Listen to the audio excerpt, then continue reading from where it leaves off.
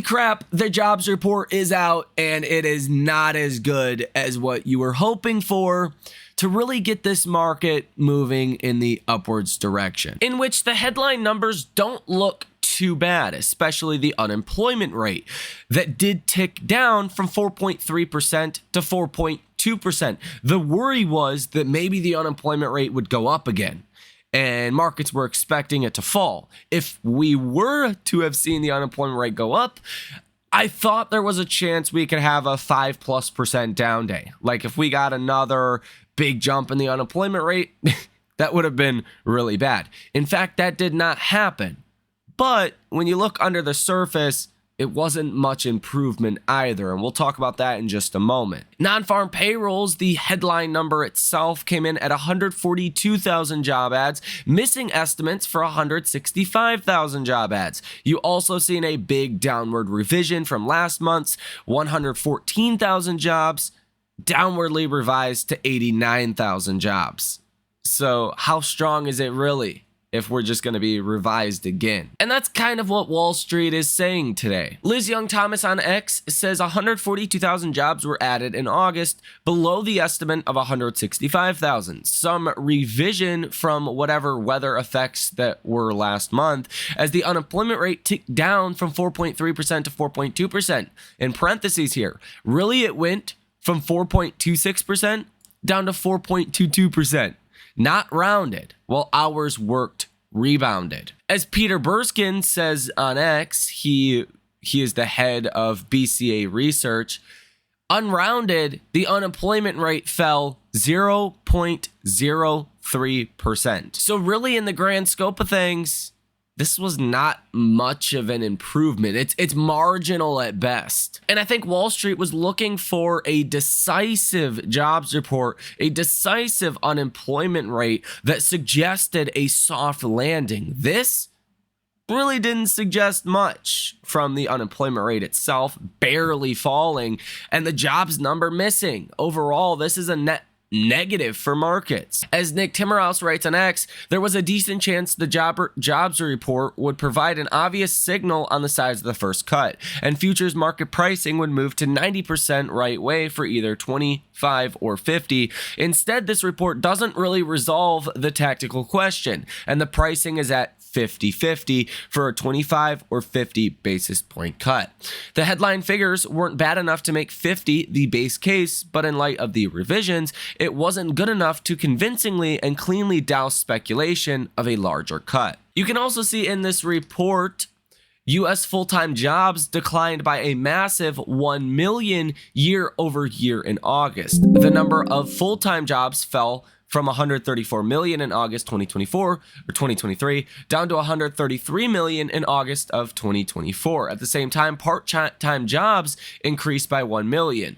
This is not a strong labor market. So we're basically just replacing full-time jobs with part-time jobs. You can also see here via Zero Hedge's X account, foreign-born workers up 635,000 in August. Native-born workers, negative 1.325 million in August. So yes, 1.3 million native-born Americans lost a job in August. And here you can see another way to represent this. Full-time employment in blue fell 438,000 in August. Part-time employment in orange was up 527,000.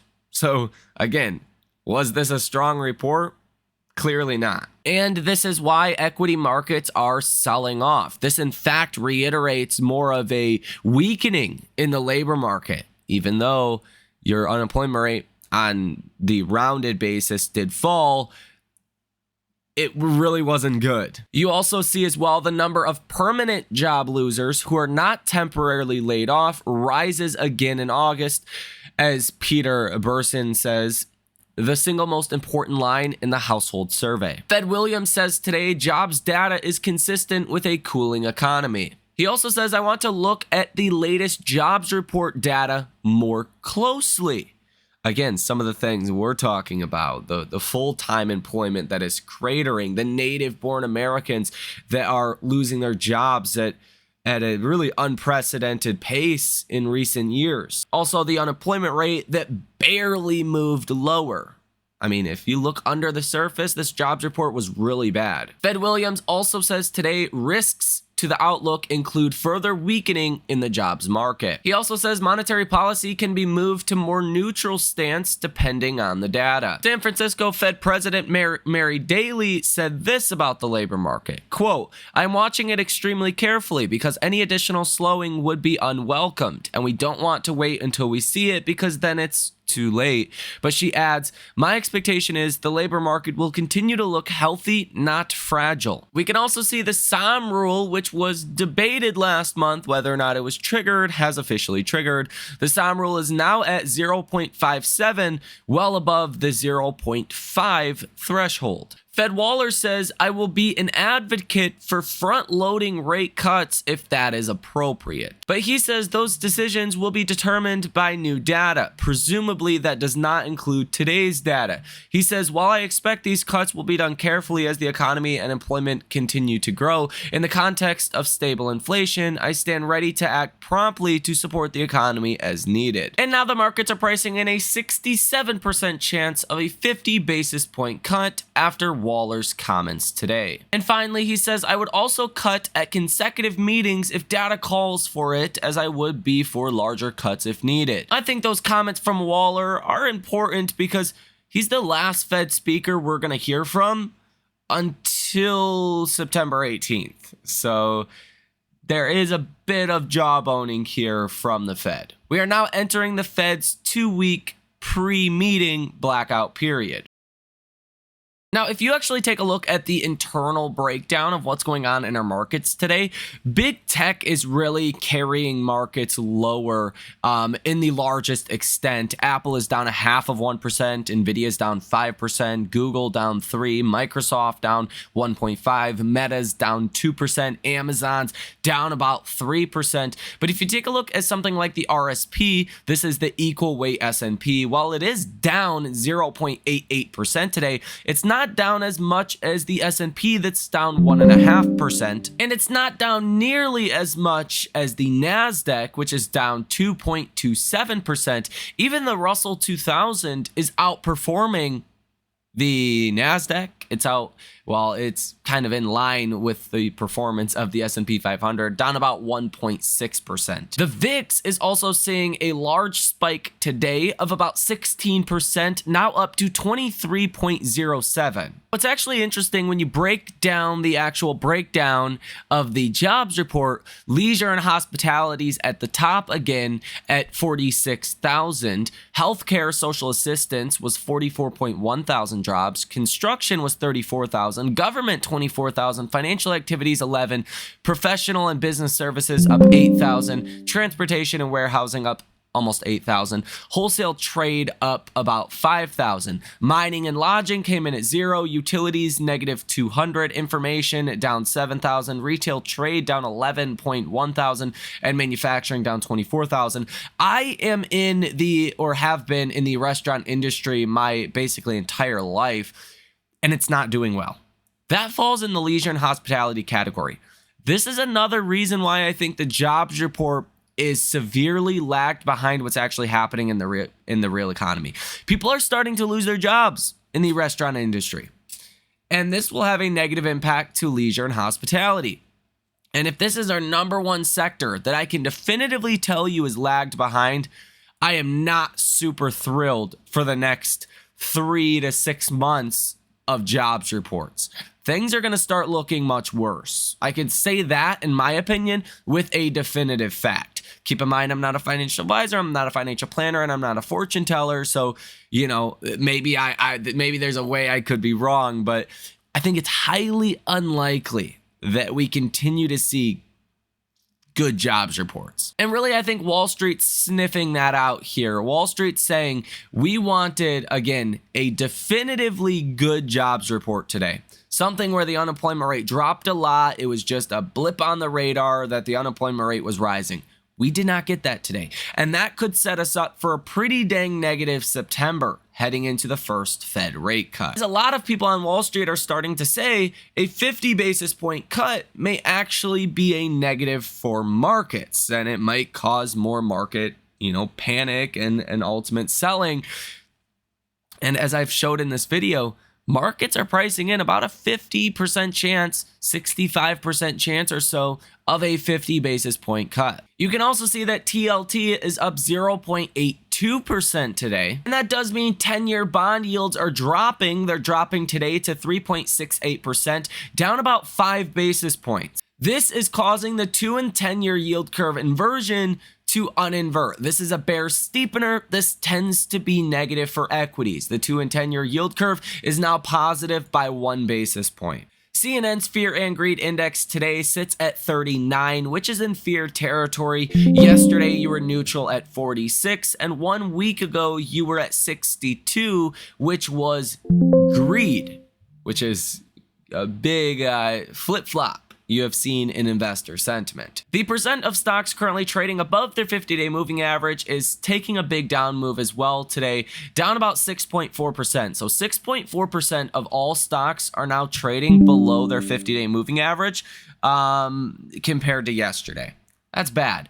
Overall, 45.36% of stocks are trading above their 50-day moving average. And the bad news here, I guess, is there is quite a bit of room to fall to the downside. We could see a lot more weakening in markets before we're to the point of just, stocks being washed out, to the point of needing to see some kind of recovery rally. Like, we're not even close to that point. And really, as I've said many times now here on this channel, this Friday's jobs report, today's jobs report, was going to be the biggest driving catalyst for September. And as we see, it's not sparking a good market reaction. On a technical basis, we completely filled the gap that you've seen on August 15th. You're kind of now in no man's land. We really don't have many support levels to go from here. The next major level of support, if you will, is at about $536 per share, right around where this 100-day moving average is. That level is going to be tested with almost a certainty, in my personal opinion. The question then becomes, do we hold support there? Or do we fall lower? And the next level is going to be about 520 under that. So we have some pretty big downside that could be to come. As you guys know, as I have made it perfectly clear if you are viewers of this channel, September is by far the worst month in recent years for stocks. And we were already kind of sinking into that seasonality aspect before today's jobs report, but today's jobs report is really sending it home that September is probably going to be a pretty rough month again for stocks. And October doesn't tend to be a good month as well during election years. So it wouldn't surprise me if now until maybe the election's just not a good period for stocks. Whether or not this is just not a good period or a full-blown crash will depend on what the Fed says, what the Fed does, and what the economic data tells us about the economy. There's a lot of people on Wall Street, a lot of fund managers saying you probably want to sell the first Fed rate cut. Instead of that actually being a bullish event for markets, it could actually be a bearish event for markets and send stocks down even lower. But that really depends on what's going on in the economy. If, we're getting bad economic data, if it looks like the economy is slipping closer to a recession, then the first Fed cut is definitely going to be a sell the event. And at this point, that's what it's starting to look like. Because markets, they always are trying to figure out what's going to happen next. It really doesn't even matter what happened today to an extent. Wall Street's like, what's that next jobs report going to look like? What's next year going to look like? What's 2025 going to look like? With earnings estimates really sitting at the highs, unchanged, not moving at all, with a 0% chance of a recession priced into markets, we have to start coming to reality here. Earnings estimates are probably too high. I'll tell you for a damn fact, recession odds are way too low. 0%? Are you serious? You're going to tell me there's a 0% chance of a recession over the next 12 months. That's what stocks are telling you. That's false. That's not true. So that in and of itself needs to be priced into markets, especially after today's data. Hell, even Tom Lee and Fundstrat, some of the most bullish people on markets, believe there's going to be a correction. And we're now solidly heading into that. But again, is this just a correction or a crash? it's at least a correction. That's a pretty safe assessment following this jobs report. Does it turn into a crash? Well, if investors sell the first Fed rate cut, if the economic data continues to suggest recessionary pressures are ahead, earnings estimates are going to have to fall, let alone what the election risk could price into markets. I mean, you have not really good economic policies on both sides. Higher tariffs going to be bad for economic activity. Higher corporate tax rates, potentially taxing unrealized gains, is a whole shit show in and of itself. There's not a lot to be excited for about the upcoming election in terms of markets and for really financial health of the markets in the near term. So October could be a rough month for that aspect, let alone if the economy continues to weaken. I'm not very excited for now until the end of this year. 2025, that's really going to depend on where the economy is. But from my perspective, markets have a lot of risk to price in. We're just starting to price in that risk, and there's probably going to be a lot more downside. The best thing you can do right now is potentially put on some small, medium-term hedges that say are over the next 45 to 100 days, really from, until the end of this year. Makes a lot of sense to me. But if you're not into hedging, then cash is king. And for any stocks that you have big gains on that are sitting still near all-time highs, I think those would be the stocks that you should take a second look at and say, how much good news is priced into these? How much forward return is priced into these? And potentially, am I going to get a better deal on this, in the medium term? Or is there other areas I could deploy my capital at a much better potential rate of return? I think there's a lot of portfolio rebalancing that could make sense here. And I think cash will be king. I think a month, 2-3 months from now, you're going to want all the cash you can possibly get your hands on, because I think there will be a great buying opportunity, especially if we do not ultimately enter into a recession. So let me know what you think about this information down below in the comment section. Just sharing my thoughts here. Let me know your thoughts down below in that comment section. Hit the like button as well as subscribe to the channel. You guys have a great rest of your day, and I will see you in the next one.